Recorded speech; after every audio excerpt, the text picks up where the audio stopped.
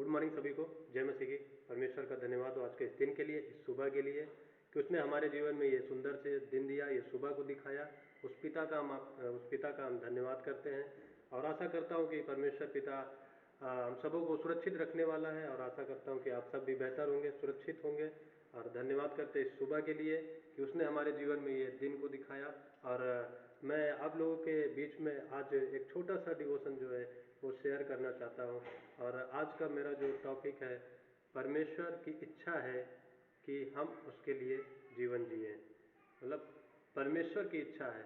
क्यों इच्छा है? क्योंकि परमेश्वर जो है वो हमारा पिता है और हम उसके पुत्र हैं, उसके संतान हैं, और उसकी इच्छा है कि हम उसके लिए जीवन जिएं।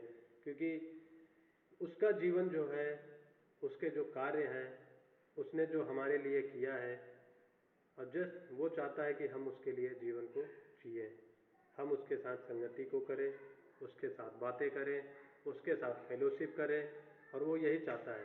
तो जस्ट हम आप लोगों के बीच में एक वचन को पढ़ना चाहते हैं और हम निकालेंगे रोमियो का 14 अध्याय और वचन 7 से 9 तक हम पढ़ेंगे।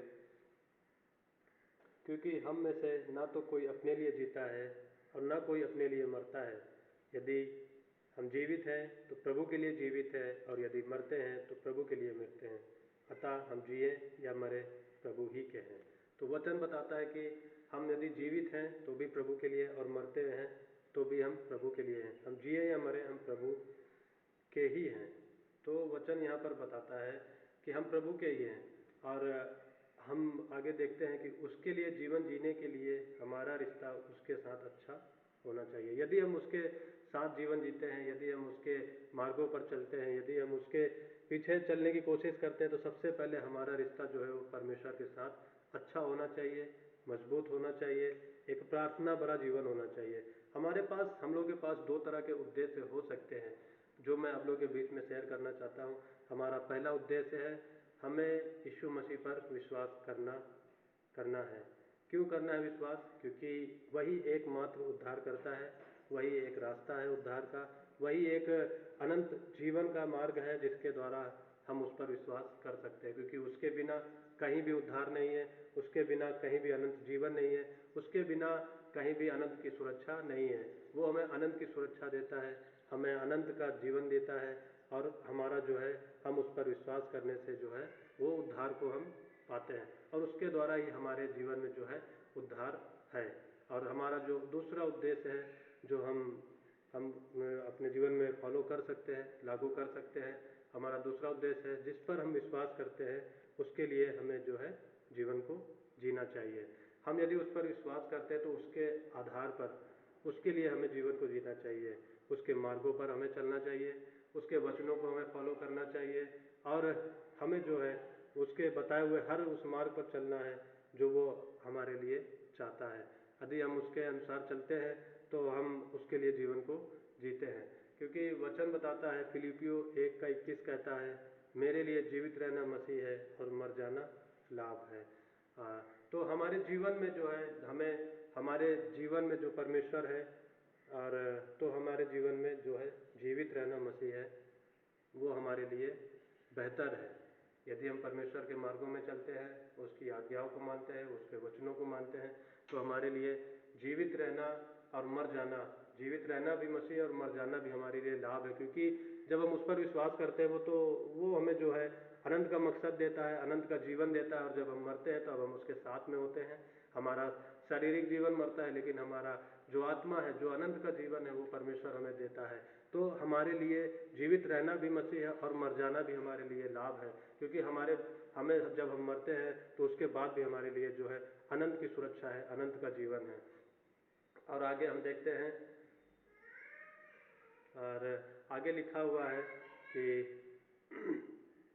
भजन संहिता 34:8 कहता है, परख कर देखो यहोवा कैसा भला है, क्या ही धन्य वह पुरुष जो उसकी शरण लेता है। धन्य है वह पुरुष जो उसकी शरण लेता है।